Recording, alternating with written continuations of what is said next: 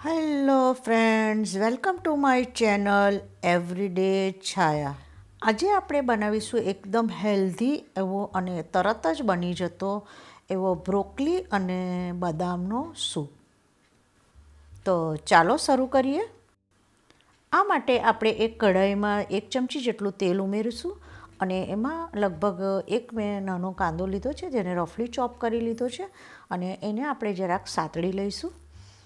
આપણો કાંદો જરા સતળાઈ જાય એટલે આપણે એમાં થોડી બદામ અને થોડા લસણને મેં નાના નાના ટુકડા કરી લીધા છે, તેને આપણે એડ કરી અને એને પણ સાતળશું. હવે આપણે એમાં થોડા ધાણાના જે ડંડલ હોય છે એ ઉમેરીશું. એમાં એનો ટેસ્ટ બહુ જ સરસ લાગે છે ધાણાના ડંડલનો. અને પણ આપણે થોડું સાતળીશું અને પછી આપણે બ્રોકલીને જે રફલી ચોપ કરી છે તે એમાં એડ કરી અને એને જરાક વાર માટે આપણે સાતળશું. હવે આપણે એક બાજુ મેં ગરમ પાણી કરવા મૂકી દીધું છે, તો હવે આપણે એમાં ગરમ પાણી એડ કરીશું અને ગરમ પાણી એડ કરી અને એને આપણે ઉકળવા દઈશું.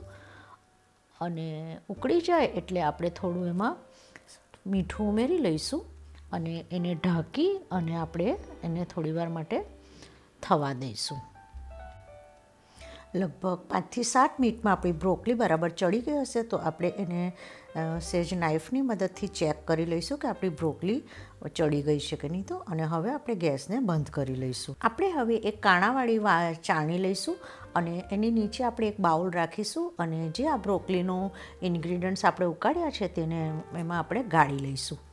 આપણે એ પાણીને ફેંકી નથી દેવાનું, આપણે સૂપમાં યુઝ કરીશું. આપણે હવે 10 થી 15 મિનિટ માટે એને બરાબર ઠંડુ થવા દઈશું, જેથી આપણું પાણી પણ બરાબર ઠંડુ થઈ જાય.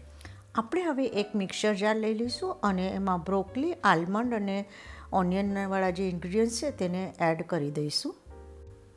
આપણે એમાં જે પાણી નિતારીને રાખ્યું હતું તે આપણે ઉમેરી દઈશું અને મિક્સરને આપણે ફેરવી લઈશું. આપણે એની એકદમ સ્મૂથ એવી પેસ્ટ તૈયાર કરીશું અને જરૂર જણાય તો ફરીથી એમાં આપણે થોડું પાણી એડ કરી લઈશું.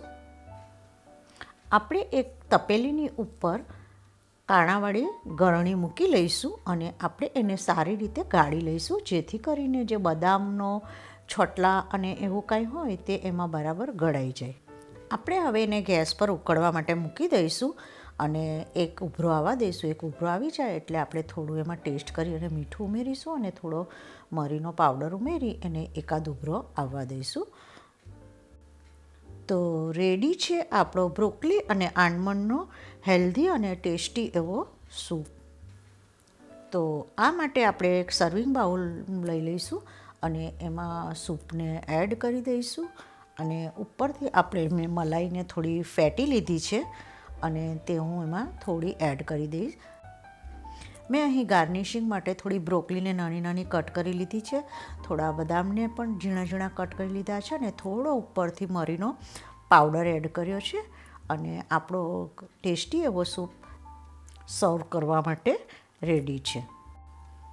Thank you for watching my channel. અને જો તમને મારી રેસિપીઓ ગમતી હોય તો પ્લીઝ સબસ્ક્રાઈબ માય ચેનલ.